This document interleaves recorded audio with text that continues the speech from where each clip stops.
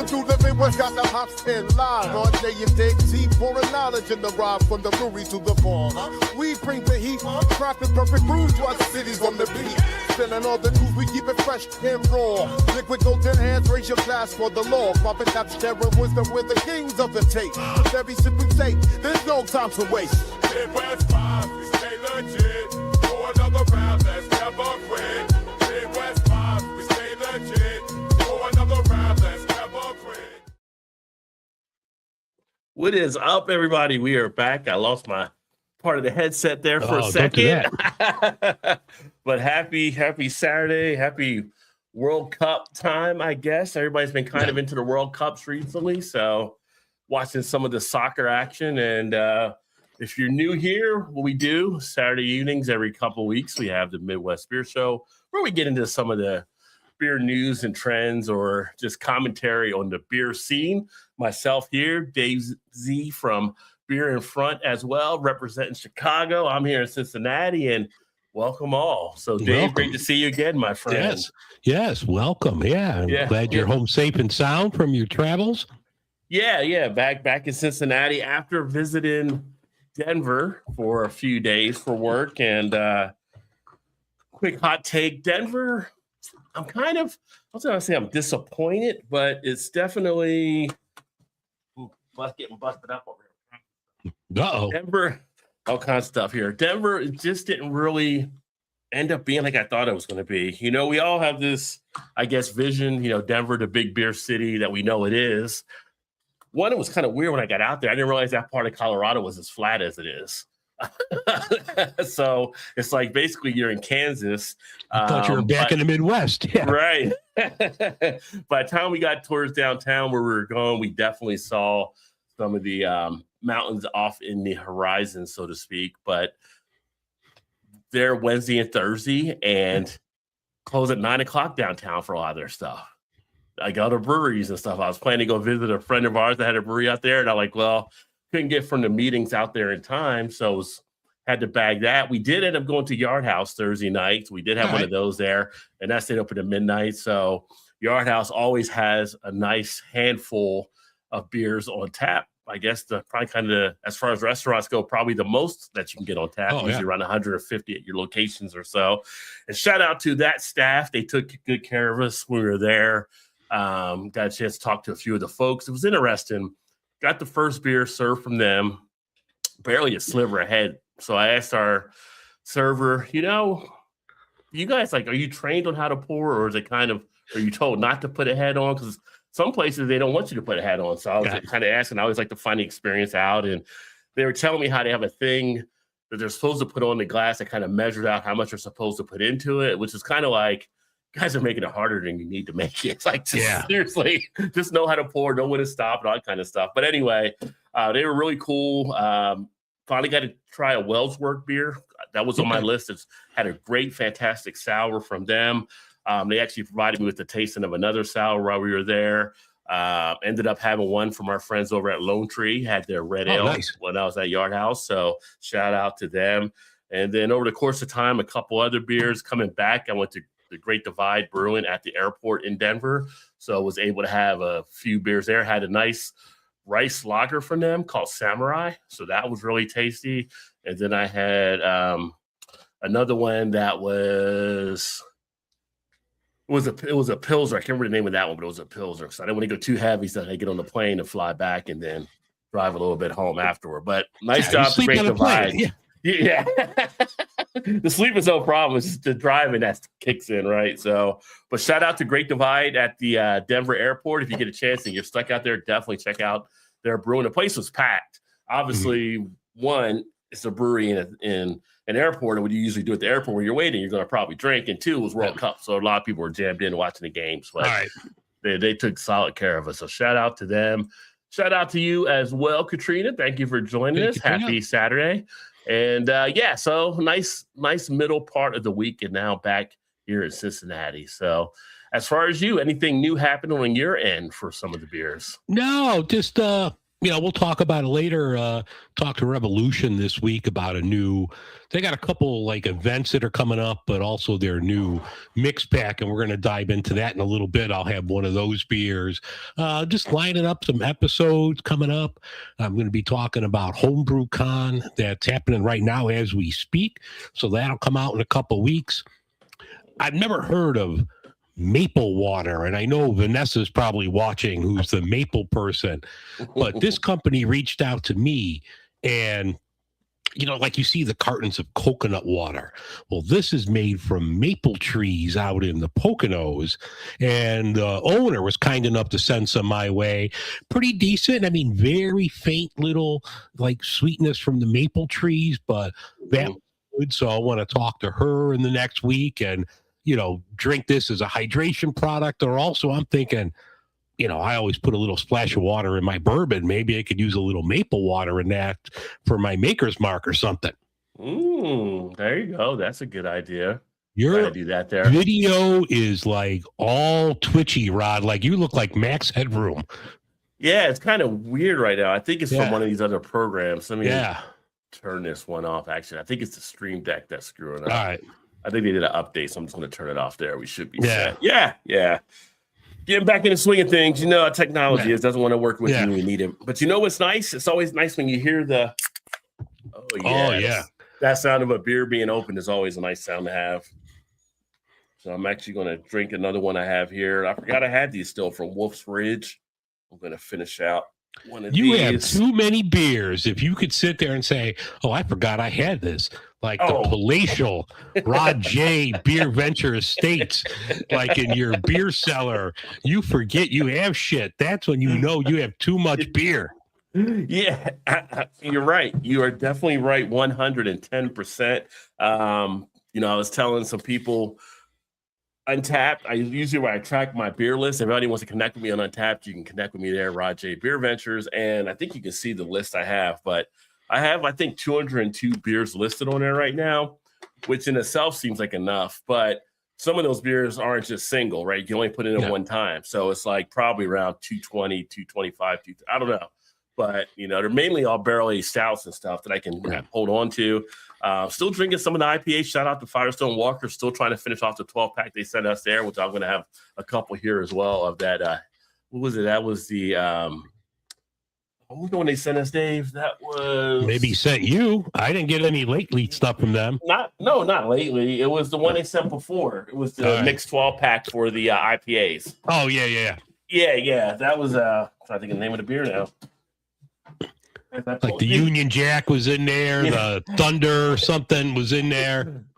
I started to say that I'm pulling out like these like double Mad Tree Galaxy Highs, right? So no, I was thinking of the one. It was their IPA pack with the Galaxy Bender and yeah. So got some of those. I still got the Pale 31 as well. So just it's a good problem to have, folks. I mean, first world problems. Well, I'm doing something from your state, Ohio. I saw this one today at my grocery store, of all things.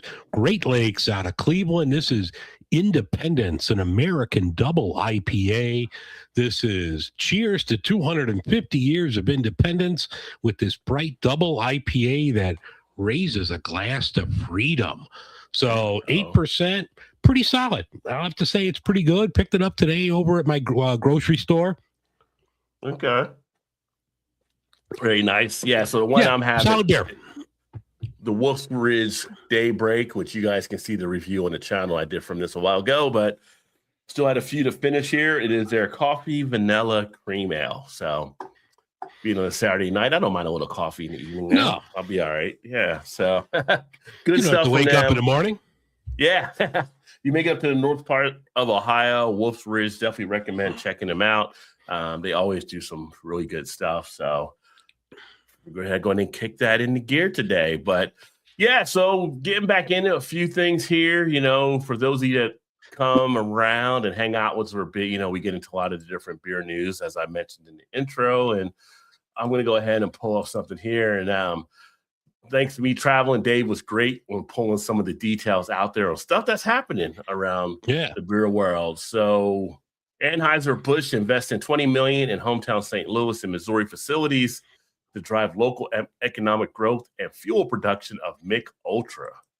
Interesting. They're selling a lot of Mick Ultra, but I mean, hey, good for them. You invest in, the St. Louis area. That's good. St. Louis is always putting out good beers. I mean, both of us aren't huge fans of Mick Ultra, but hey, it's the number one selling beer in the country. So, do it. I'd rather see the, money and the jobs go here than somewhere else. So that's pretty cool to see from Anheuser-Busch or AB InBev or whatever they're called nowadays.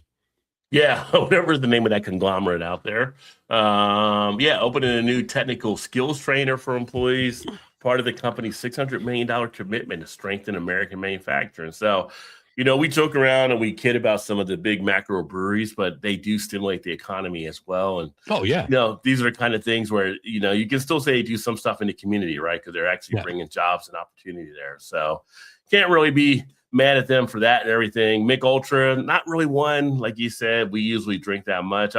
Maybe from time to time, it's got to be a limited quantity of what might be available that it's like, okay, I'll choose that one usually. But, I know a lot of people like to run and they like drinking a Mick Ultra after. So it's good for their cardio wind down, I guess. Yeah. But good news there for the people in St. Louis with some beer opportunities coming to town. And then we cross over to Indiana. Yeah. Where we have Upland. And Upland always does some pretty good stuff as well for a smaller craft brewery. So they are actually in the process of it looks like they're buying Floyd County Brewing. Yeah. Southern Indiana. So that's cool. I mean, Upland always puts out good stuff. I personally have not heard of Floyd County, but if somebody's buying them out, a brewery like Upland, they've got to be good. You wouldn't buy them if they weren't. So it's good for them. Upland, they're in Bloomington. They do that beer that did we talk about them when Indiana won the football NCAA football championship? They did that Hoosier beer. Upland's put out some other good stuff. So I'll have to talk. I got some kin in Southern Indiana in Evansville. I'll have to see what they know about this Floyd County. Yeah, I was thinking, I thought I heard of Floyd County before, but I was thinking it might have been more distilling, but I'm wrong about that possibly. Or maybe they do brewery and distilling, but I do know the name. Because a lot of times you'll think Floyd, you think Three Floyds, which is also out of Indiana, but no, they are a separate entity for sure. But yeah, I'll have to see if I come across them, or Todd is down there in Indiana as well, which in a few weeks I'll be going to the Beer Tuber get together, which will be down in Indiana. Oh, there you go. Louisville, so maybe I have to check out and see what I can find out, some more details. Going to the field and doing the research. Yeah. And speaking of going to the field, it's fun. On the way out to Denver, it was one of those long enough flights where I could actually watch a movie, right? I flew Southwest out, so I watched Captain America, the one with the Red Hawk with Harrison Ford, on the way out. Oh, okay. But then coming back, I watched Twisters. I don't know if you've seen that. Like, it's supposed to be the sequel to Twister. Oh, no, I haven't seen the sequel. I saw the original, Yeah, and it was just like they didn't really connect the two together. But yet in Twisters, they still have a machine that's like Dorothy 5. Yeah. And so the main character, she's just like, is she like the niece of the Helen Hunt character? She's not the daughter because they showed her mom. And I'm like, how did this like kind of a big plot gap missing in there? Yeah. It was a little bit hokey and stuff, but they had some pretty good action parts to the movie as well. But I was a fan of the Twister movie. This one was airplane flight. It was one of those, if you're laid on a couch, you may just lay there and not want to change the channel. You just hang in there type thing. But I'm glad I wouldn't have went to the theater. If I went to the theater and paid for it, I wouldn't have been as happy. So yeah, that's one. You're on the couch and you fall asleep. You're okay with it. Yeah, which I did want to go to the movie at some point. Take the wife to go see Disclosure Day, and she was asking about the ratings. The ratings was supposed to be pretty decent, but apparently he's getting panned by a lot of people now. So all right, I don't know. Steven Spielberg doesn't usually make a bad movie, so no. But I guess he's entitled to make one now at this point. Yeah, every now and then, Barry Bonds struck out every now and then. Yeah. Once in a while, it happens. Yeah. Like every craft brewery throws one out there sometimes. You're like, Yeah. really? This is what you're putting out now? So yeah. If anybody's entitled to probably a mistake, it's probably him for all classics he's done. So, but yeah. So taking a look, also keeping it over there. And speaking of Floyd's, we have 3 Floyd's brewing, and we have the Dark Lord Day approaching up here as well, which you were able to see that was out there too. Yeah, this is like a 30, Dark Lord 30. So this is like obviously the 30th anniversary of 3 Floyds. And this is going to be a bourbon barrel aged imperial stout brew with coffee and natural vanilla. They're going to put this out in 12-ounce bottles. So that's something a little different from your Dark Lords, which are usually those bombers with the wax. So I'm really excited about that. 14.5%. I mean, it's Dark Lord. It's going to be good. So hopefully I can get my hands on that. Maybe it'll be a little easier since it'll be in the 12-ounce bottle. Maybe it's something more widely released since this is a big anniversary for them, 30 years. Yeah. And that's like Firestone Walker now on their 30th anniversary. And I haven't cracked their 30th anniversary beer open yet, but I'm imagining it's going to be a pretty good banger for sure. And I was thinking it was the 3 Floyds Day, but they're going to release this probably before 3 Floyds Day, it looks like. Well, Dark Lord Day, didn't it just happen? It's always like May. Oh, it happened. Dark Lord Day is always like in May. So I'm thinking this is going to be like just an anniversary deal. So this should be pretty good. All right. Roasted espresso, charred oak, caramelized sugar, and silky vanilla over the stout's massive body. Sounds Sorry like a romance if I'm going novel. off camera. If you're watching, I'm going off camera and muting every now and then. Got a little cold. I don't think anybody wants to hear me cough or blow my nose. So if I go dark for a second, you know why.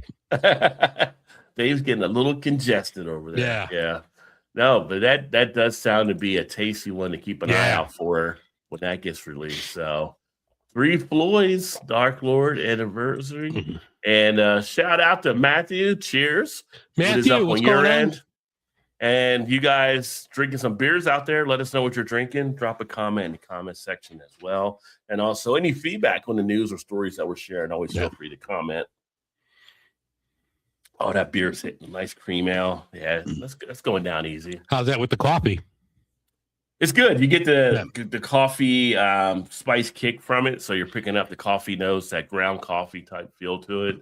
And you got that vanilla tone in there as well. And, I feel like cream ales are one of those styles that does get passed over. People look past it sometimes. It's a great style, especially at this time of year. Which, hey, today's the longest day of the year, by the way, folks. So after this starts getting darker again, a little earlier. Next thing you know, it'll be 4:30. It'll be dark again. Shit, Rod, you just ruined our whole weekend. Let's mess with the clocks again, right? So but yeah, it's very nice, and ABV on this one here is just 5%. So you can throw a few of those back and be okay. At least I can.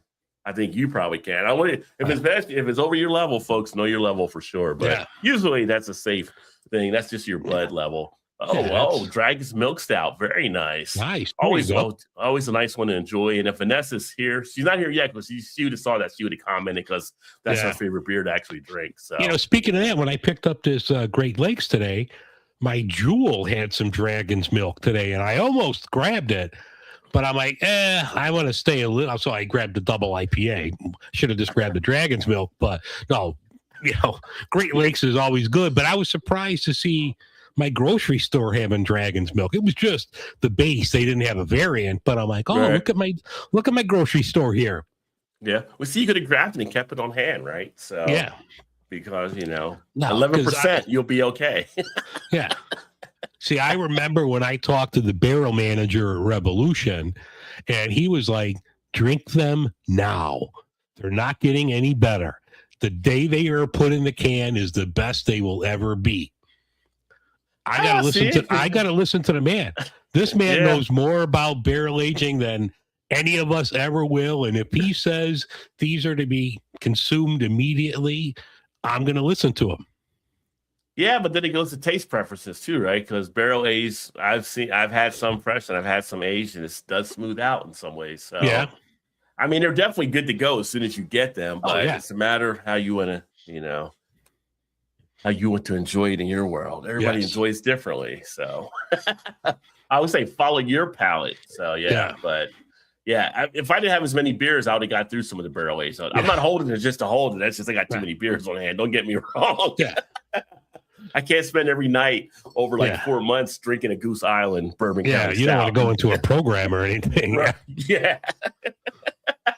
I don't think I can show up at work the next morning every time I'm doing one of those. But let's see here. Oh, Wisconsin. Mm-hmm. Some beer and some cheese. Oh man, I love me some cheese curds.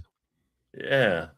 So they got some stuff happening out there where they're doing a festival this weekend, putting the cheese curds with some beer pairing. This is one you came across as well. Yeah, so it's next weekend, Ellsworth. I'm not sure exactly where Ellsworth, Wisconsin is, but they're doing a cheese curd festival. How do you go wrong? You don't even have to have beer. You sold me on cheese curd festival, but it was like, according to this article, it was the number 4 best specialty food festival in the nation last year. Huge thing. Cheese curds in Wisconsin. That's like the main food, but they've got all these different cheese curds here: cinnamon, sugar, garlic, truffle. But they're doing like beer tastings too, so you could have different cheese curds with different beers. I don't know. Sign me up for that. I might have to pull up the TomTom or whatever it is and find out how to get my ass to Ellsworth next weekend. June 26th to June 27th. There you go. Ellsworth, East End Park. Mix of classic outlaw and red dirt country. Oh, that's a headliner for the songs and music. Yeah. So they got musical acts that are playing there, which is good. Interesting. I mean, yeah, they got a website here, cheesecurdfestival.com. Okay. I mean, I love a good cheese curd. Like, there's a couple breweries here that put out some great ones. Like, we always talk about Bad Apple. Bad Apple has some good cheese curds, but Old Irving in Chicago, if you're listening in the Chicago area, if you're at Old Irving, all the food at Old Irving is great, but don't sleep on the cheese curds. The cheese curds are damn good at Old Irving. Well, you can't do poutine without having cheese curds involved. Yeah. So, and I am a fan of poutine. So let's see. And it is that season to do a little fishing for folks. Oh, and you actually found the best beers as selected here for actually fishing as well. So that's kind of an interesting thing in itself too. Like fishing always strikes me. That's like a macro, a light American lager. Like, you're not going to go fishing and be pounding down barrel age when you're on the boat. Well, you shouldn't. Yeah, you shouldn't, especially if you're driving the boat. I'm thinking maybe if you're deep sea fishing and someone else is doing it, maybe you might get away with it. But it wouldn't be the wisest of moves to make. To do that. But deep sea fishing here, Busch Light. Let's see, scroll. Where's Bumwine? Yeah, where's Bumwine Bob on that one? Yeah. Does it give other ones on here too besides? Yeah, it's got Busch Light. Like, they even have Sierra Nevada here. Yeah, we roll down Springfest IPA, Sweetwater. Yeah, Spring. Now I've had Springfest IPA. Yeah, that's before. good. That's the good one there. Yeah. Sweetwater, Salt Life, Living Salty. I haven't had that one. Living Salty. Yeah, lager. So hey, sign me up for that. Why is perfect? Salt enhances refreshment on hot days. Lime keeps it crisp. Designed for water activities. Okay, so it's going to kind of that salt back into it. So I'd be interested in checking that out. So these are the 4, but they had Keystone Light on there. I had to go in and put the Keystone Light on, but it's budget friendly. You're on a boat. You're fishing. Why not Milwaukee's Best Light? Milwaukee's Best was always not Milwaukee. That's Old Milwaukee. Yeah, they were always known for fishing beer. So Old Milwaukee Light. God, I remember it's been forever. I mean, I used to fish all the time. The last time I fished was 2010, and it was like we went down to Galveston, and save your Charles Barkley jokes about Galveston, but like we got to grab some beer, so we went to some Walmart. And this is before they called it Voodoo Ranger. It was just Ranger IPA. And that was like the only. Yes.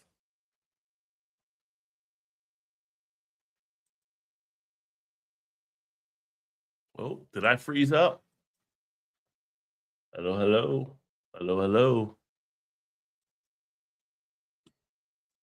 Can anybody hear me? Mic check 1, 2.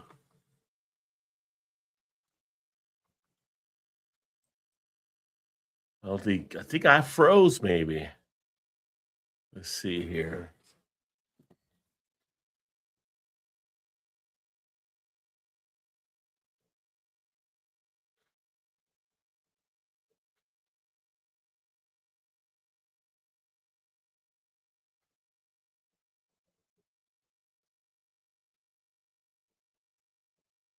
Oh, trying to come back.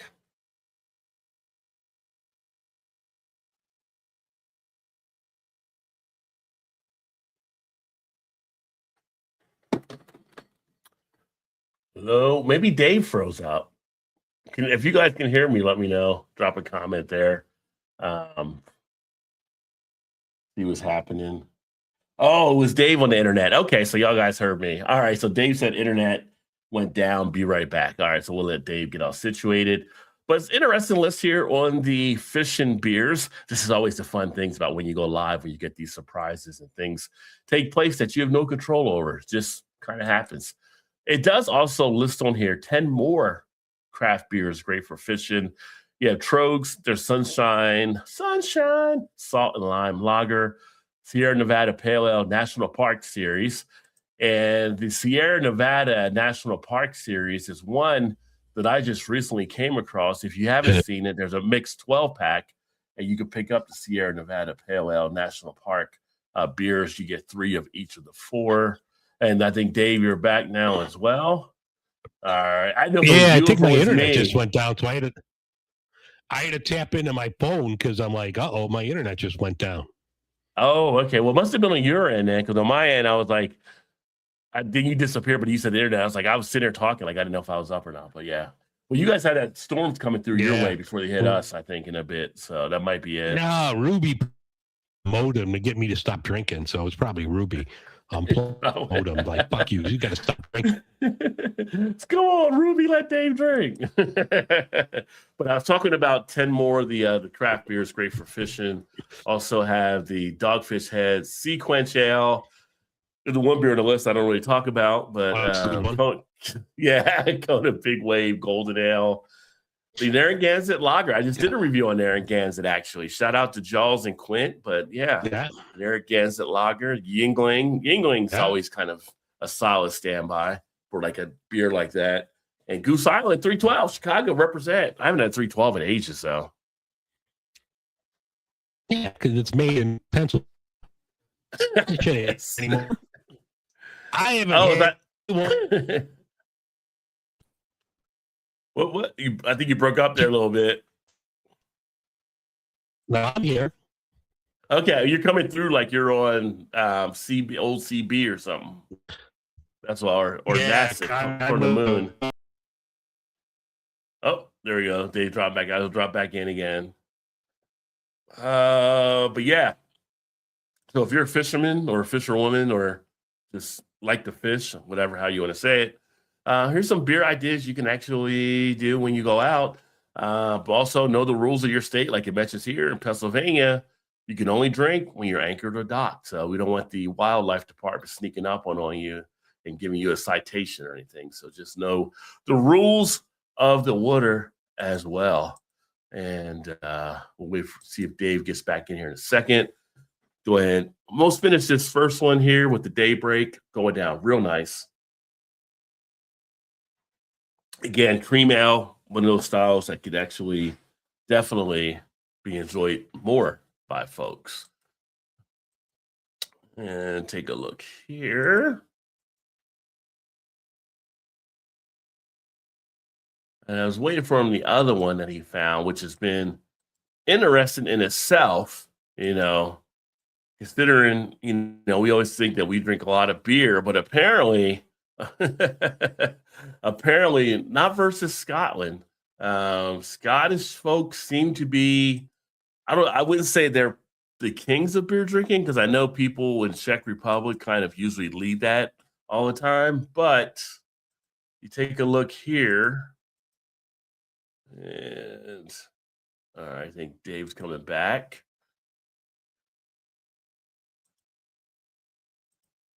And you take a look about Scotland. If you haven't heard, apparently Scotland's been crushing the bars in Boston as they are running out of beer with Scotland playing up there, the people visiting. So they went to the Boston Tap Room, drank them pretty much dry, went to some of the other local bar spots, drank them pretty much dry.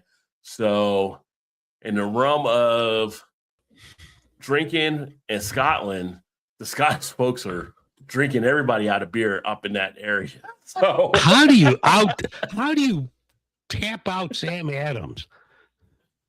That's a good question, but they were able to do it. They've just been drinking like crazy. So you would think maybe they would drink scotches. No, they're drinking the beers. But the one thing I put in our notes, and I don't know this, I'm not a big fan of the soccer team in Scotland, but these people travel all over, and every match they donate a ton of money to different children's cancer charities and all of that. And the other night in the Boston area, I've seen this before. There's this children's cancer hospital there, and every night people shine flashlights in the window to let the kids know that people think about them.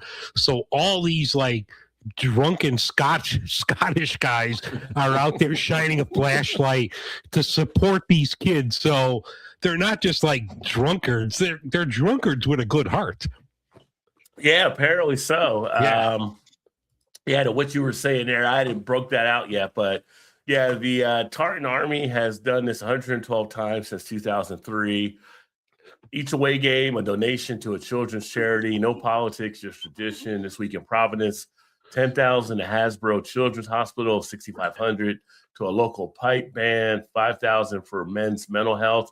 Last night, like you said, they set out with the good night lights and the flashlights for Children's Hospital. So great call. I mean, it's great they're doing at it, having a cause behind it as well. So shout out to them for doing that. But yeah, I was saying before you got back on, we consider, a lot of us do drink a lot, but Scotland seems to be the country that just kind of gets out there. Maybe it's the kilt. Maybe having the kilt and having that freedom down there, you can just keep drinking. I need to start wearing one of those. There was also the week before, when they were coming over, I don't even think the plane left European airspace, and they already drank the plane dry. They weren't even over water yet. Then the flight attendants are dude, we're out. Yeah. Well, it's funny because I remember hearing about the World Cup that at one point they were talking about maybe not letting some of the Scots in, and I don't know if this was one of the trucks with it or what, but well, they're putting money in the economy though, so you got to love it for that. Yeah, Trump's got to let them in. They're white. Yeah. Tartan Army. Oh, they're the anti-Troika. Okay, did not know that. JT, happy Saturday to you, my friend. So JT, cheers, brother. So shout out to them for what they're doing and keeping things rolling. That's just a lot of beer. I mean, they're just drinking a lot of beer. And then we also had, which you saw was the trinkets is usually a word not usually used for a good thing, but we had the craft beer trinkets. The water was cold. So that's kind of an interesting thing. Let me pull that one up here. Yeah, I was in the pool. Classic Seinfeld episode there. If you haven't seen that one, see that episode. That's but I thought this was interesting. Some of your craft beer 16-ounce cans, they're starting to put them. Some places are putting them in the 12-ounce cans. So we'll see what happens there. But I don't know, if you're going from a 4-pack of 16s to a 4-pack of 12s, you better knock the price down. If you're going to a 6-pack of 12s, then I could see the same price. But yeah, I don't know if I like that. I don't know if I like going to a 4-pack of 12 because then I feel like I should have a 6-pack then. Yeah. Like a 4-pack of 16. Okay, that's fine. Yeah. But interesting. That was off of my Beer Buzz news. We'll see. I just thought it was kind of interesting. Like, oh, what's going on with this? Yeah. They kind of give a breakdown on some of the stuff here, moving from maximalism hype to intentional execution and consistency. 12-ounce cans for better value perception and shelf efficiency. Resurgence of lagers, pilsners, and low ABV sessionable beers. But they're low ABV and stuff like that, so I'd rather keep it as a 6. Yeah. I've seen some where like I've gone to, whatever, at the bottle shop or whatever, like grocery store, and I picked up what I'm thinking is the 6-pack of 12-ounce, and it's a 4-pack, and I'm like, I don't know. This better be like, if you're a 4-pack of 12-ounce cans, they better be Imperial. Yeah. They also said the primary driver behind the shift is the need to hit specific psychologically resonant price point. So they're shrinking the Snickers bar, folks. They're going to make you pay the same. Going to be going to fun size beer at Halloween. Right. Allows the consumer to walk away with a familiar, substantial feel and pack for beer for under 15 to 17. I do that now, though. Yeah. I guess depends on where you're at or whatever. So interesting. We'll see how that actually affects things with the shrinkage. Yeah. Not going to say I'm all on board for that one. Yeah. What I am on board for is another beer. All right. Oh, you were making that up, he said. Okay. Well, if they would have been, that'd have been fine. That'd have been, yeah, would have showed their good heart. Yeah. I am going to reach in. Excuse me while I whip this out. I'll play the Saddle classic movie. Yeah. With another beer. I'm going to actually rock the Firestone Walker here for a bit. Well, you're doing that. We can talk about the next segment here about Revolution. They've come out with a new mix. Well, you jumping ahead now. Well, I'm jumping ahead now because I already poured it, so I figured while it's in my glass. Okay. So Revolution Brewing here in Chicago just put out a new Cold Time mix pack. Cold Time they put this out a couple years ago. It's just a classic, what I call craft lagers. Solid 4%. This one is 4.8%. Really good beer, but they have 3 others in the variety mix pack. They have an amber that's really good, an export, which is a little higher ABV, which if you're in the Chicagoland or the Midwest area, like I'm assuming you are if you're watching this, you remember Special Export from Heilemann. That's kind of what I equate the export version of the Cold Time. And then they have a dry, which is a rice lager. That's fantastic. So I'm just having the OG right now. Really, really good. They put it out last week at Revolution, and it's going to be wherever you pick up your Revolution beer. So you'll be able to get it at your grocery stores, Binny's, places like that. But if you're a fan of good lagers, Cold Time's the way to go because that's really good.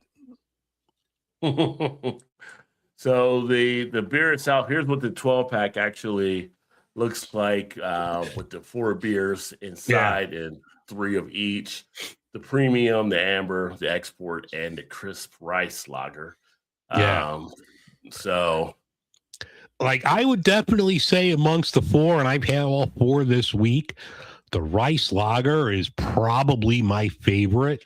The ambers, I mean, they're all good, but if I were just to see that rice lager on its own, like individual 6-pack, I could definitely see that being like a fridge staple because that's just crushable. All of that. I have one more in here. I'll have that in a little bit, but That's just a great beer. Just easy drinking for the summer. You're out throwing some burgers or brats on the grill. You want to have a couple beers and not get too messed up. That's the way to go. Yeah, for only 4% ABV, so it's the lowest ABV of all. Yeah. The export, I think, was what, 5.6, 5.8, something like that. But still decent. 5.8 on the export. 5.8, yeah. It just started hitting the stores here in June 2026, so still pretty much fresh for everything there. Yeah. But yeah, you gotta get the Revolution beers, and definitely something here to check out. And we pretty much all know Revolution does a great job on the beers themselves. Yeah. So, if you listen to my show that'll come out tomorrow night, I'm going to have all 4 of those beers and talk to Kim. Blah, blah, blah. Have another couple double IPAs, Dave. I talked to Kim Zaverick from Revolution, and they got some cool events coming up. But no, this mix pack's good stuff. Excellent. And pouring my beer right now, as you can hear. Yes. So again, this is the Firestone Walker Pale 31 that they brought back ahead of the anniversary. Drinking Orange Door IPA, my sketchbook. Nice, out of Evanston. I haven't had Orange Door in a minute. That's a good beer. Yeah. Wasn't it beyond the Red Door? Oh, no, it's a different thing. Not different. No, you're thinking of like Marilyn Chambers and shit. Maybe. Back in the 70s with that. Yeah, that's why I was like sick fucks hooked up. Yeah. Like, what are you doing in there? Nothing. Yeah. Where'd all my tube socks go? Don't worry about it. Try to catch that in between when the cable was sideways because you had cable. Yeah. Squiggly porn. Yeah. Lying to your buddy. I saw something. No, you didn't. Yeah, I did. Yeah. Yeah. But it's hard to be anywhere and not talk about AI, right? So AI is just kind of popping up on all kinds of things. And you came across how it's actually changing beer now. So that's a interesting topic in itself. Yeah, it's interesting. And I talked about this a few months ago, and it's like you're wondering when breweries are going to start using ChatGPT or Claude or whatever's out there to like start coming up with recipes. Because you could imagine, like, I just did it and I was effing around on ChatGPT a couple months ago, and I'm like, if I wanted to make a beer similar to, Old Irving Beezer, I wanted to make a good hazy IPA similar to breweries in Chicago. Mm-hmm. This came out, and it didn't take but 5 seconds to spit out a recipe for me. So, like, you wonder, like, there's plenty of stuff on the internet where you could find stuff, but if breweries are lazy or people just getting into it to make a buck and like, hey, I want to come out with a beer that tastes like Sierra Nevada Pale Ale or, Julius or, something like that, or Pliny the Elder, it's going to give you the damn recipe or something very similar. So you just wonder what's going on. I mean, I would rather have the human do it, but I don't know. If you don't know the difference, you don't know the difference. Yeah, I mean, I knew there were some breweries that have been messing around with it, and here it does make mention of Asbury Park up in New Jersey doing it, Atwater in Detroit doing it as well, the Night Shift out of Boston also doing it too. So I think it's coming down the pike. I think there's people definitely experimenting with it or using it to maybe tweak something up to see how something may, if they want to go a certain way, what to kind of have expectation on before they actually test it. I mean, you have to, I think at some point, take in AI. What you do with it is going to be your call, but I think at some point you have to be using it in some way or some form. I think that's just going to be what the future holds down the line with it. So it's not going anywhere. You can't put the genie back in the bottle. No. But it's weird. And like, I know we both used it, like our cover art. Obviously, you're in Cincinnati, I'm in Chicago. So we've only met in person one time. So obviously, our cover art is a composite of, a picture. Yeah, both of us. I mean, I've used it for research to like pull up stuff if I'm using on a specific topic, because that part is helpful, and it does give you all like the research, and it gives you the notes, and then you could adapt it to whatever you want. But I don't know, like if I knew a brewery was like, if this beer recipe was AI, I don't know if I drink it. I would rather trust the person, in the brew house. I would rather trust their instinct, but I don't know. Maybe that's me because I'm just old.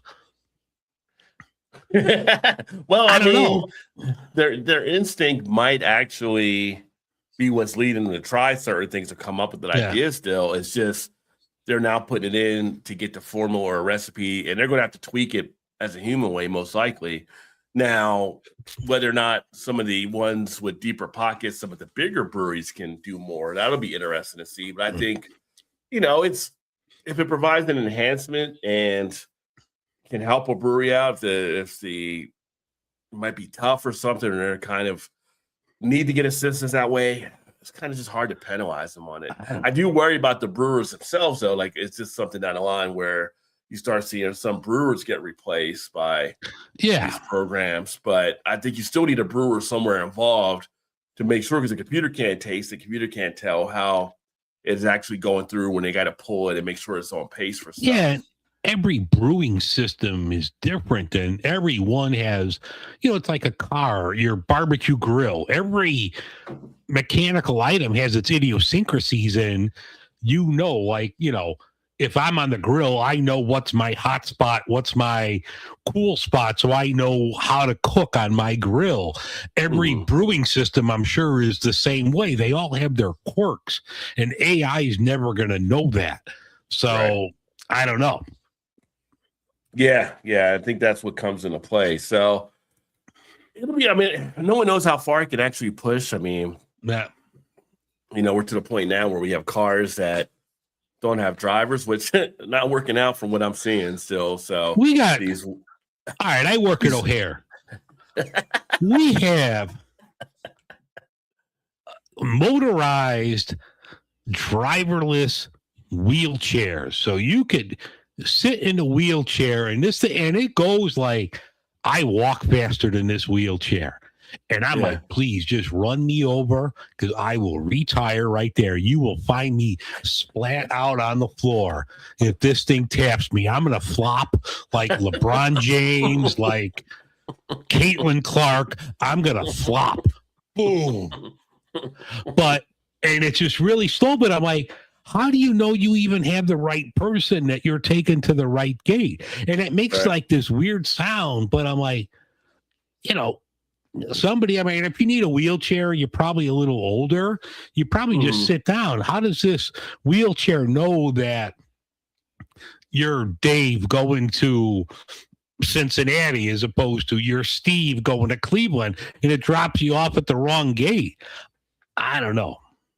Yeah, no, it's a good call on that. You just, but run me over. I'm going to try to walk in front of that motherfucker. Sadly, I saw a story on the news earlier this evening where one of the self-driving Tesla cars, I guess, where it was an autopilot, drove into the house and killed a 78-year-old woman out west. It's just like, and you see, like, what is the Waygo, those ones that get stuck and blocking intersections and just doing a circle because it's lost on this GPS. And then like, some people have got like locked in the car. They can't get out. And like the car is still running, so it won't open the doors. So you're like just stuck in there. Like, someone free me. Yeah. If I knew those were around Chicago, I'd be painting like Wile E. Coyote tunnels and stuff over something to confuse it. Well, I know in Chicago with some of your taxi cab drivers, I think they're going to run them off the road if they see them. Oh, yeah. Steer them down the alleyway and beat the hell out of it. So, the rats will get them in our alleys. True facts. Yeah.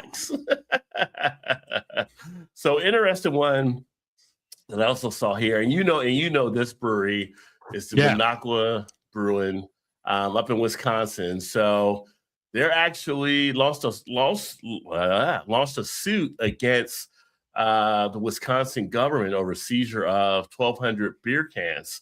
I don't know if you saw that or not, but they had basically, it was the Wisconsin Department, I guess, of Revenue or whatever, that basically came in and raided one of their spots and took, like, they said about $25,000 worth of beer that they're trying to collect now for damages because it was being done like out of state or whatever. So kind of interesting that to waste time, kind of in my book, going after a brewery when we know how many breweries do contract brewing, right? So yeah, they had a contract brewer that was doing this, and like, is that going to be something we start seeing more of in some of these areas as they're trying to, because each state controls their alcohol department. So it's just kind of an interesting thing to see them waste time to go after them because they were doing contract brewing with someone out of state. Yeah, like, you know, the state and that area around the brewing company loves to mess with Minocqua. Minocqua loves to poke the bear.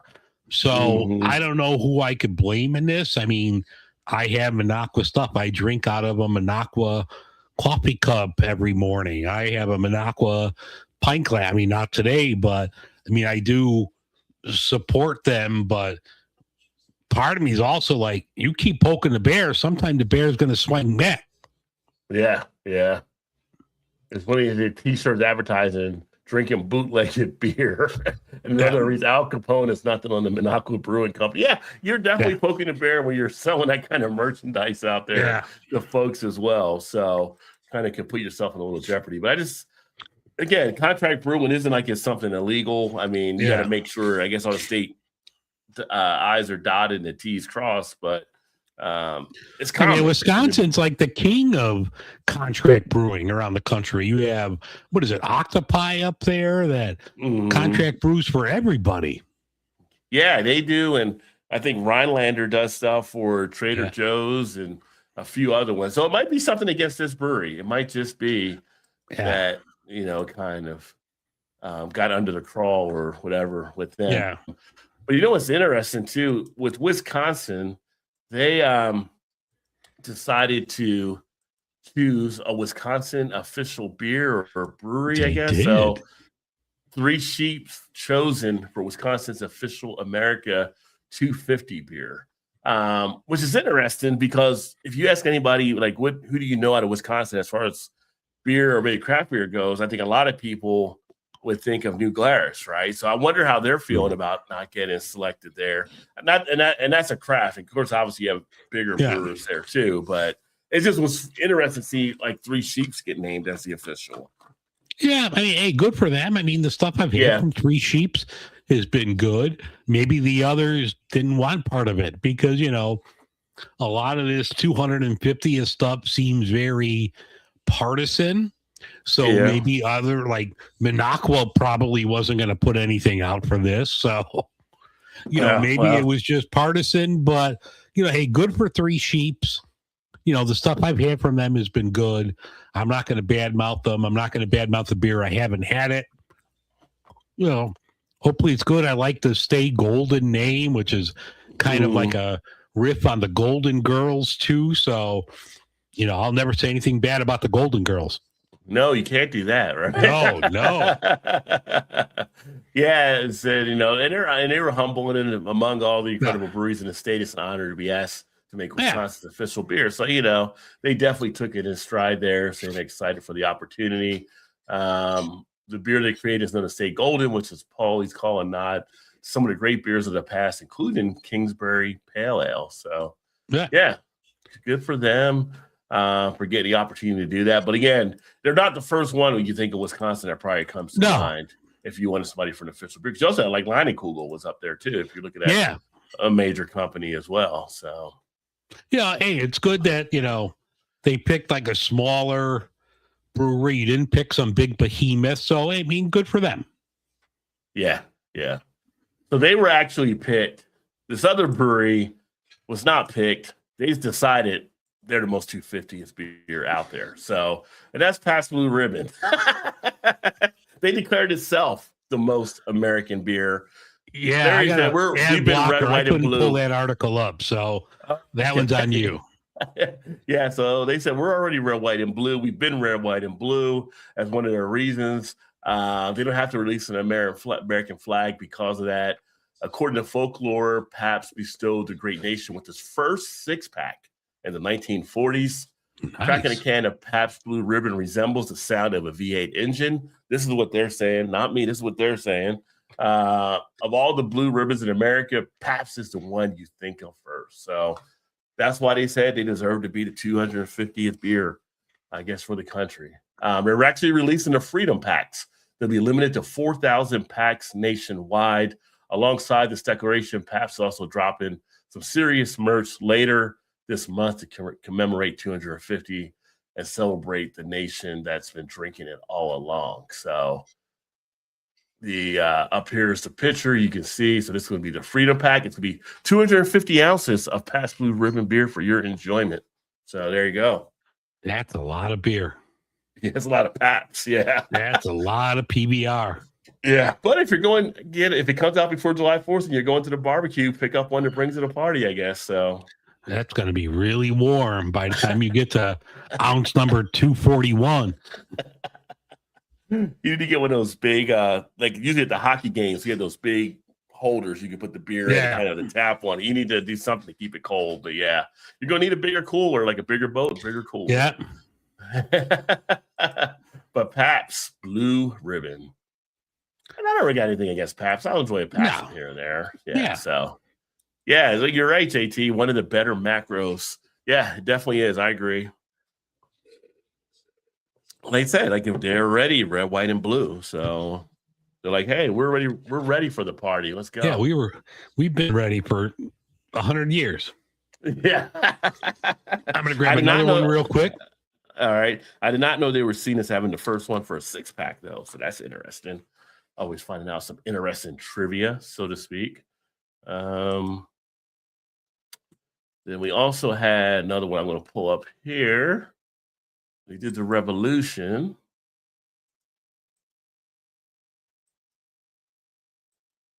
And this is kind of going back to a topic, so I'll give Dave a second to come back before I get into this one here. Oh, you're back already. He's fast, folks. He is fast. Back. All right. So this one here, this is out of Missouri. Said. Oh, out of Missouri. Broadway Brewery. They actually find what they're saying, strength and diversification. So in the past, we've had a lot of conversations kind of talking about things to increase to get opportunity there at the breweries.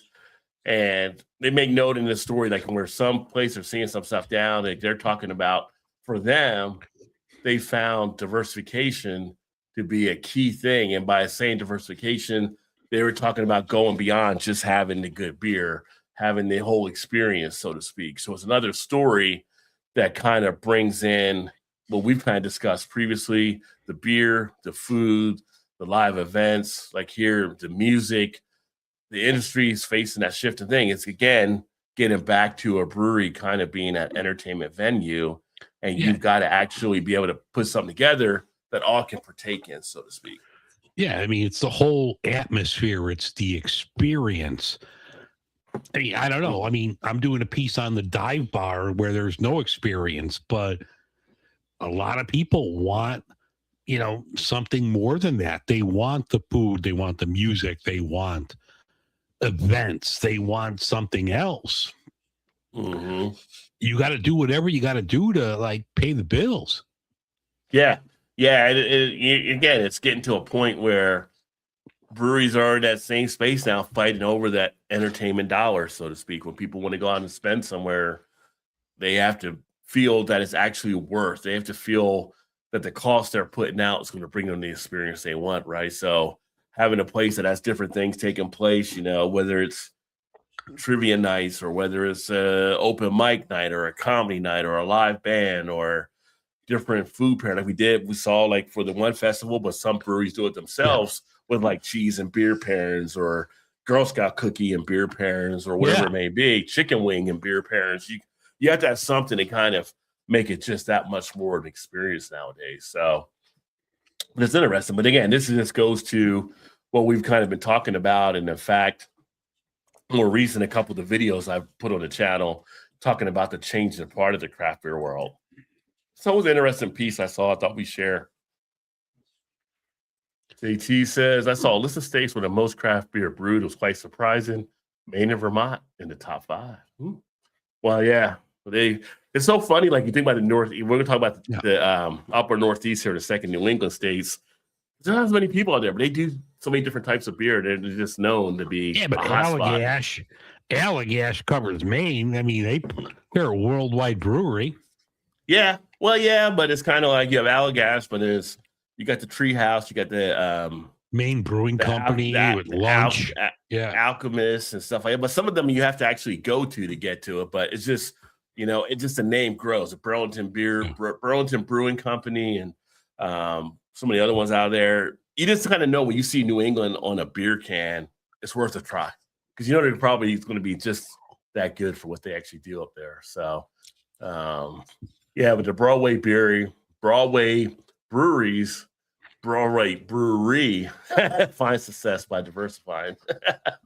Third time you was the say that about New England, and I'm gonna pull up a link here real quick so you can keep talking. But like the New England, yes, I'm over 21. Jesus Christ, been over 21 for fucking 40 years. But like, if you look at in the New England style IPAs at the Great American Beer Festival, more awards have been won by this little state I live in called Illinois. Illinois has done okay for itself, right? Just saying, right? Yeah. Illinois has done well for itself. JT said, Dave, have you heard of Demo Brewing on the corner of Berteau and Ravenswood? I have been there a couple of times. Right when they opened, and my old therapist used to be right across the street, and I now have a new therapist. But yes, I have been there. It's been pretty decent. Small batch. The first time I thought it was really good. The couple other times they were decent. They weren't bad by any stretch of the imagination. They were decent, but it's been a while since I've been there. Okay. Yeah, it's apparently they do small batch, which I love breweries that do small batch stuff, because they're experimenting. Like, other stuff you're not going to actually see out there. It always makes it fun. So this one was interesting. Kind of came across as we were preparing for stuff. 12 light beers that aren't worth the cooler space. Oh, God. Shit. Bumwine, where are you right now? So these are light beers that Matt said you don't really want in your cooler, right? So, and I've had a few of these, and I'm going to agree with a few over there too. I have never even heard of this, seen this one right here. Never heard of Beer 30 Light, but if you happen to see it out there, you might be one you want to stay away from. That beer has, like, you're going to get chlamydia or herpes after you drink this beer. You are not walking away from a 30-pack of that without getting a penicillin shot. And maybe it's a good beer. I'm just saying you're hooking up with somebody you shouldn't. Well, like it says, as one Redditor put it, Beer 30 is the beer where the only thing that could think to advertise about the beer was that there were 30 of them. So if that gives you an indication, I mean, nobody says that about Hams, and Hams has their 30-pack, People are like, Hams is a decent one. Apparently, Beer 30 Light is not. One reviewer describes it as tasting of sour wine, body odor, and skunked beer. Another says it's the worst excuse for an alcoholic beverage I have ever had the misfortune to imbibe. No. I will drink Malort straight before I drink that shit. Well, you do that anyway, but yeah, well. But the average beer advocate rated a 1.66 out of 5. So if that gives you an indication right there. It's made by the Melanie Brewing Company in Wisconsin. You're in a state that makes good beer. I don't know. Maybe they didn't get the memo. Yeah. Known That's for got a its, lot of table sugar in it. it's known for its cheapness and not much else. So yeah. So if you happen to see that one out We there, gotta get bum buyer wine on beware. we got to get bum wine on the case for this. Around 50 cents a can. So now I know Bum Wine has had this one a few times, the Keystone Light. Yeah. Keystone Light is cheap. I got no problem really with Keystone Light. I mean, you're not expecting to knock the cover off the ball with it, but Yeah. it's in that grouping of those light type beers. So I can't say I had a really terrible experience. I know this one person describes it as just another can of polluted water. The one beer that You is didn't have an truly awful. exceptional experience, but you didn't have a good experience with that. No, I was just it was a passing moment, so to speak. No. And God. after one, you pass go to another one, right? Yeah. So, but that's Keystone Lights on the list. Natural Light, Never. I can't say I've had a natty light in 30 years. yeah, Natty Lights. I mean, I don't know. It's again, if you're going into it with high expectation, you'll be very disappointed. But if you know it is what it is, it's kind of like if you're in a golf outing and they're like free beer and it's going to be Natty Light, you're probably going to drink a couple after the golf outing. So, And you're not going to wake up feeling good. no, you might have a headache. You might have a headache. That So, is know how a far you can headache go. right there. yeah. God, the next one sucked. Yeah, this one I had in Canada when we did a get together in Niagara. Don't even go near this one. This is God terrible. damn, that was brutal. So like 55, it's just like Budweiser put it out there just to mess with people, I think. So Yeah.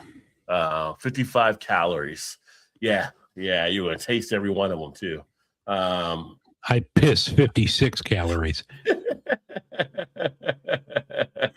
Yeah, it says tastes like is one of the many less than favorable reviews on Beer Advocate. So Yeah. more than one reviewer referred to it as the worst or the grossest beer ever made.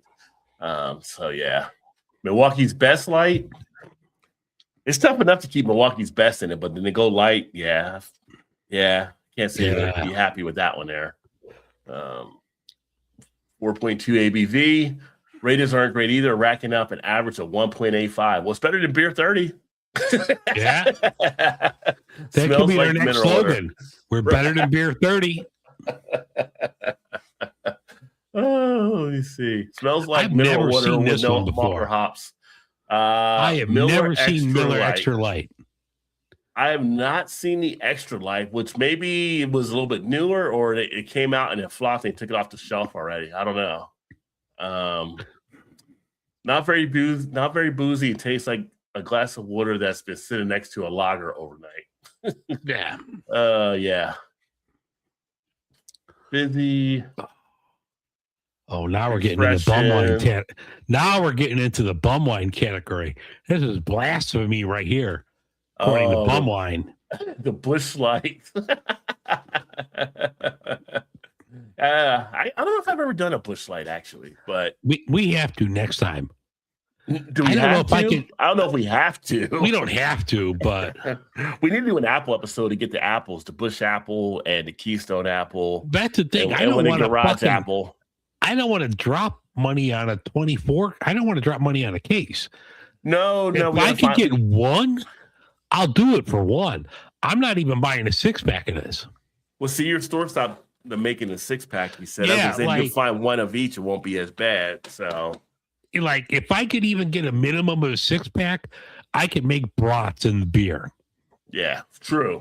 Or But- chili. Yeah. No. God, no. You wouldn't Have put it some in- self-respect. That'd be too bad for your chili, right? Why?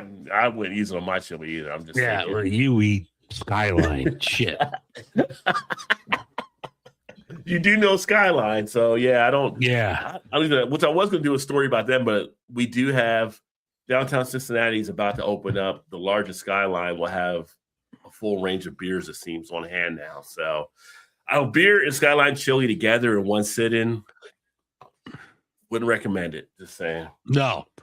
And I will tell you, this was whatever year they opened up the Great American Ballpark, 2003 maybe. Yeah. So this was a long ass day. Drove to Cincinnati. It's a long drive from Chicago. Saw a Cub Reds game. Okay. Had Skyline Chili after that and drove Ooh. back. Ooh. That's a long ass drive back. At midnight, 1 o'clock in the morning. Yeah. Yeah. Did you make it back straight? Or did you have to pull over? I made it back. Yeah, okay. I think I'm looking for I'm a rest area. professional. I'm a professional, but I mean, I'm glad it wasn't my car. Yeah. That's a rough ride right there. Yeah, that's not pleasant. Yeah, I feel like you should get some badge of honor if you can do that.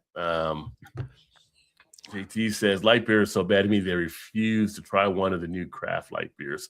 Some of the new craft light beers are pretty decent though. JT, you gotta grab the Rev. If you see, I only have one left, so I'm not giving that one away. That one's mine. But if you see the Rev Crisp Rice Lager, the dry, that one's good. I probably have it on tap there at Rev on Kedzie. That one's really solid. Like I'll drink that all day, every day, especially in the summer. That one's good. Oh, there's Sammy Hagar right there, JT. Rod, you.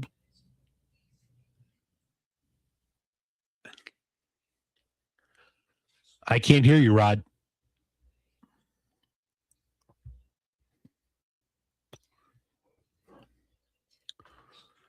Hello, hello, hello. Is there anybody in there? Just not if you can hear me.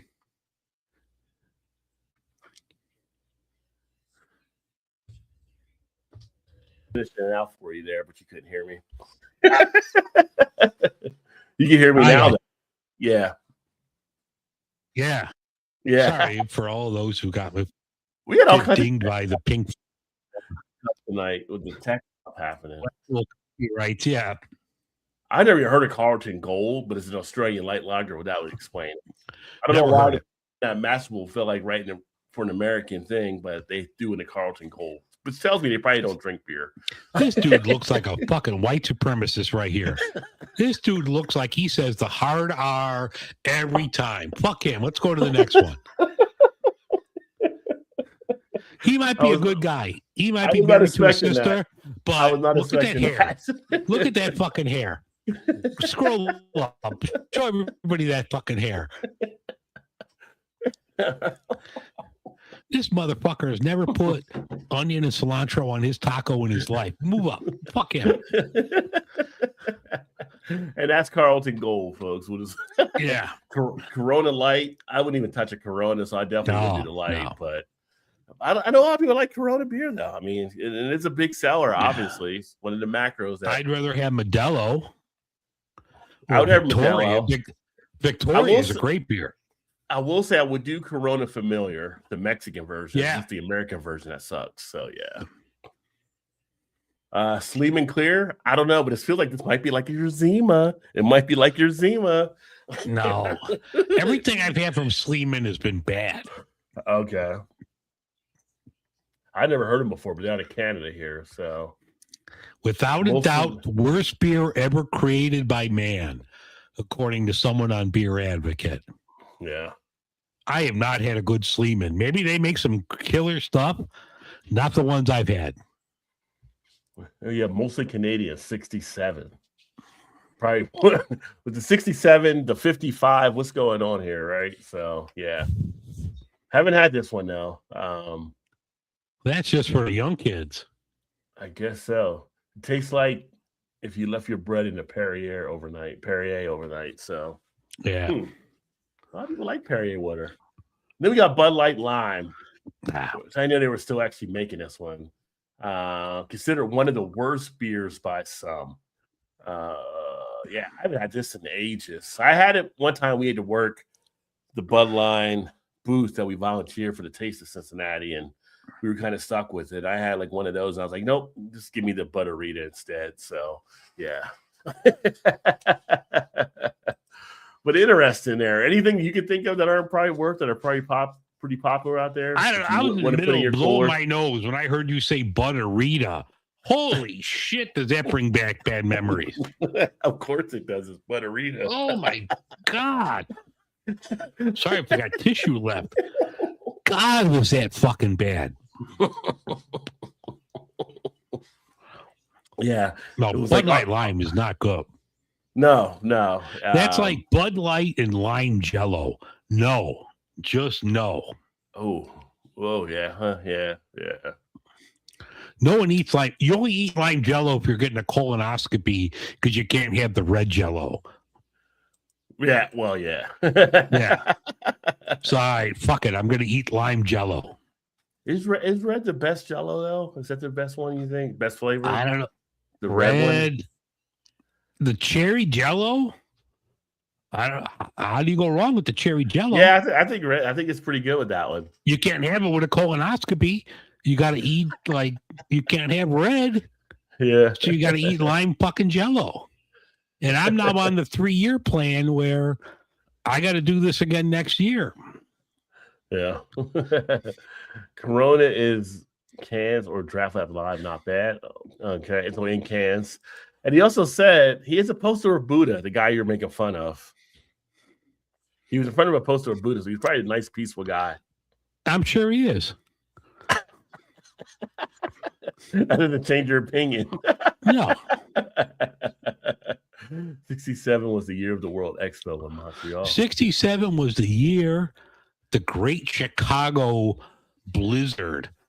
My mother was knocked up with me walking across 2 feet snowdrifts with my dumbass in her belly. 67 was a good year. Wasn't it Don Henley Summer of 67? Is that the... No, you're thinking of Summer of 69 by Bryan Adams. Let's Bryan go back Adams, to our Canadian friends. Yeah. Yeah, okay. Oh, that's right. It was 69. Yeah. Which was a great year because that's the year I was born. So there you go. And I've actually had beer from this brewery, but I didn't realize. I was thinking they were here before. I think they do a lot of gypsy brewing, I thought, but out in Nashville, Quaff On is now shifting production to Sun King so they can switch to actually cans, which is interesting. Because a lot of people think weird. Yeah. Well, I mean, some people think you can just go from bottles to cans, but if your operation isn't set up that way, it's not an easy jump. No, but I just thought it was weird. I mean, that's a long truck ride from Nashville, but they're going to be brewing it actually in Indianapolis at Sun King. Mm-hmm. And Sun King's a great brewery. I'm sure they're going to do a great job with contract brewing this, but I thought this was an interesting piece when I saw you post this one. Mm-hmm. Yeah, I did too. That because you just don't think of that. Like with all the other breweries there in Tennessee too, if they were going to contract with someone down there, I mean, they've got other ones they could have jumped on with. So kind of interesting, but they, it kind of goes back to who you may know in certain spots, and it could be just a better connection for them to do it that way. But classic. I mean, that's some classic artwork on the bottles. I mean, I would buy those bottles right now. We've talked about this before, where we both were. I don't think they're still around. The Craft Beer Marketing Awards. That's some solid artwork on the bottles right there. Yeah, yeah. The peanut butter one here I've had before. These ones out here are blurred out, but they do a nice job. I remember from having their beers. They do the kegs, they do the bottles in Nashville, but now they'll be doing the cans up there. So whatever, I mean, if it helps them, hey, God bless. Whatever, good for them, and get whatever it done, pays the rent. Yeah. As long as it allows them to keep it moving and not have to close doors, rock on. Yeah. So that's just it was interesting, like you said, to actually see that come up there. And then this was kind of interesting here. So let me pull this other one up. This is our last news story, which is always kind of surprising. I wasn't totally surprised, but I kind of knew it would be the area that had the most. We were going to probably be there, but it's the density of the people up there makes it a little bit easier because what else are you going to do but just drink, right? So they did a mapping of the states that drink the most per person. Now, this was actually a trailing thing. It just came out, but they went through 2023, just the most gallons of beer on an average purchase per person in 2023. And you had the leading one being New Hampshire. And you're like, there ain't many people in New Hampshire, but there's enough you drink enough, I guess, per capita wise, it ends up coming out to be pretty decent at 35.6 gallons per person over the course of the year. So how much beer they actually drink. The lowest was Utah at 10.2, which with 40% of the population being pretty much Mormons, Latter-day Saints. Yeah, not surprised by that either, I guess. Yeah. But just like how it falls in, when you take Illinois 21.6, we got you beat there 22.9 in Ohio. So, you guys are slacking. Quality over quantity, my friend. Oh, we have quality. You just had a Great Lakes earlier. You set yourself up for that one. Yeah. Yeah, but kind of just interesting. Wisconsin 25.1. They drink. You look at their people versus like in New Hampshire, they're going to have a number of them. So it's going to be less. Nothing else to do. Yeah. Yeah, you look at some of these states where it's frozen. Look at Montana. Montana does have some great fucking breweries, though. Yeah. But what else do you have to do? Yeah. Out there at 34. So, yeah. But yeah, California 24.2. You always think about Oregon, they're 29.3. Washington's down to 18. Washington being a little lower surprised me. I thought that kind of surprised me looking at that. Like, you always thought like the Seattle area. Back in like the early 90s, the grunge days, you always thought of like Red Hook and all those places. But, hey, times have changed, but still 18%. Yeah. But they're lower than fucking Arkansas. Well, it's Arkansas too. What are you going to do? 19.6, yeah. Yeah. And then you look over here, like New Jersey was lower than I thought at 16.2. But they have a high population there as well. Maryland has a high population. They're at 14.9, which the Maryland beer scene was definitely a little bit less than what I expected when we moved out there for those number of years. Delaware, 22.7. They're getting a little bit higher because they have a low population, I'm sure. So, yeah, it's just interesting kind of just seeing across the country the different spots where you have kind of the drinking and where it might be. What was Alaska? Alaska's 21.3. I would expect them to be a little higher actually in Alaska, like with the darkness and the cold and everything like that. Drinking and you're doing other things. There's a lot of babies being born in the summer. Yeah. But Hawaii 26.7. So lots of good size of stuff happening out there for them too. So yeah. It's interesting, kind of just seeing these things out there to see who's drinking where and what. On the average, 22 per person when you look at it across everything. So yeah. So Ohio just over the average, Illinois just under the average, Michigan under the average, Wisconsin over, Minnesota over. So, kind of the places you would kind of think will be right there or over. But yeah, just one of those interesting Louisiana things. Well, you got New Orleans, though. New Orleans is going to be a good anchor and Baton Rouge are probably two good anchors for them. Yeah. JT could probably tell us about the Louisiana drinking for sure. Yeah. But yeah, so just one of those interesting things for trivia data that you'll never need to use in your life, but just one of those things to have in the back of your mind for whatever reason.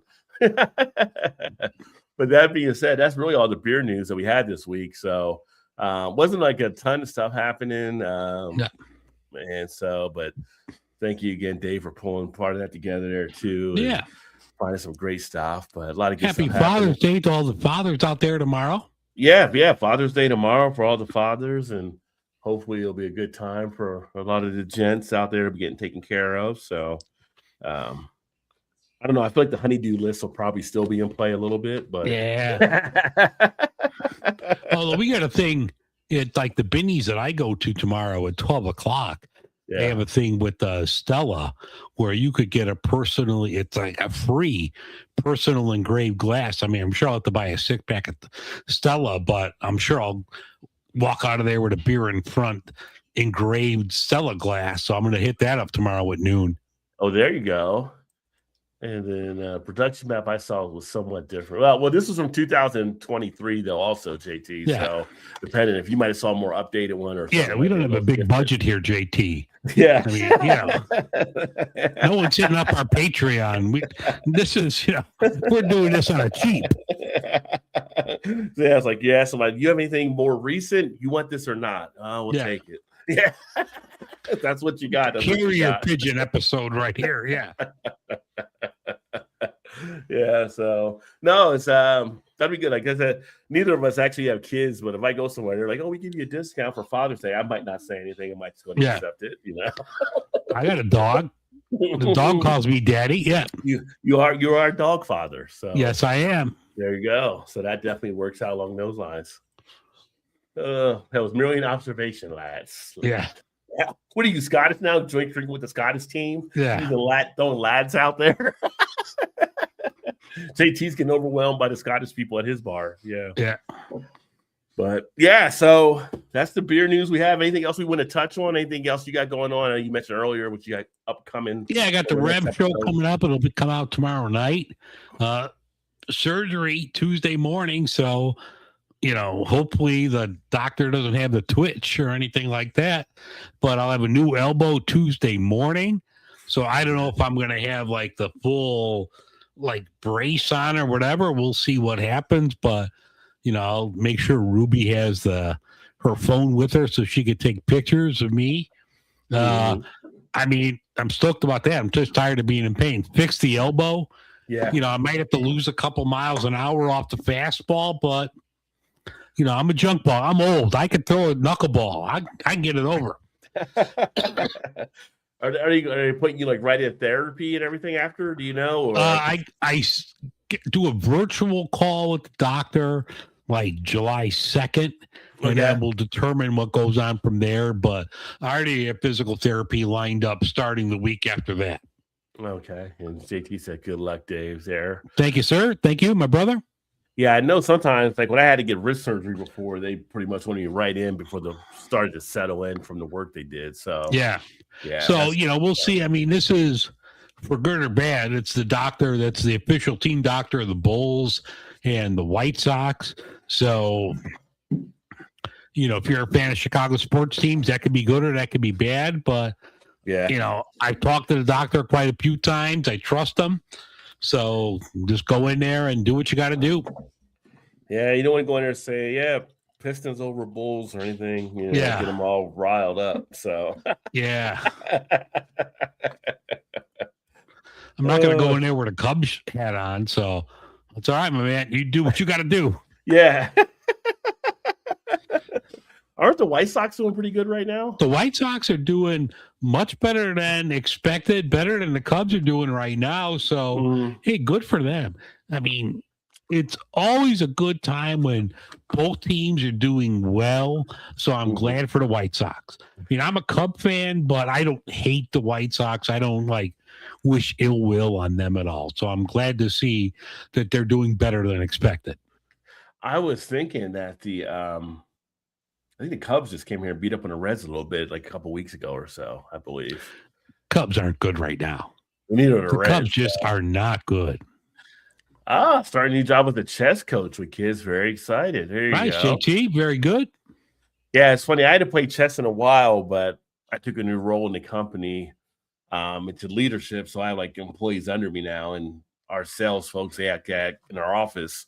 In between stuff, they play chess against each other. And it's I haven't played chess since 8th grade. But I just went in there and played against one of the guys that was kicking their butt. And I beat him. He was just we got to play again. I was okay, we'll play. He got me the second game. So we got to play the rubber match when we play next time and stuff. But it's funny because playing him in chess, one of my strategies, I started out using the knights. And he was just he's a younger guy. He's I've never seen anybody use a knights before. He was kind of thrown back by it, I think, and it kind of just threw him in a little bit of a funk. So everybody's so used to using the pawns and stuff first. So yeah, but I get them horses out there riding. Blown away by the Sox turnaround for 2024. Yeah, I've heard they had some good stuff happening. So see what they can do. I mean, Chicago White Sox. It's been a while. Have they ever won the title? Have they won the pennant before? 2005, they won the World Series. So, Okay. I mean, granted, 21 years ago, but Okay. I mean, it's another episode how the management there is bad. But the White Sox are a great organization. Like I said, I'm a Cub fan. I don't hate the White Sox. I wish them well, but it's always good when both teams do good, Mhm. And I'm glad that they're doing better than expected. You got to admit, it would be pretty cool if they could ever pull off a Chicago White Sox versus Never Chicago happened. Cubs. I know. Never The odds fucking are so. Hey, 53 years later, the Knicks won a championship. So can't say never. No. It'll never happen. The Knicks have won their title. Yeah. Anything is possible. I mean, well, except maybe for Cleveland, the Browns might never make it to Super Bowl. But Yeah. outside of that, anything else can be possible. Yeah. But no, that would be kind of awesome. I mean, Yeah.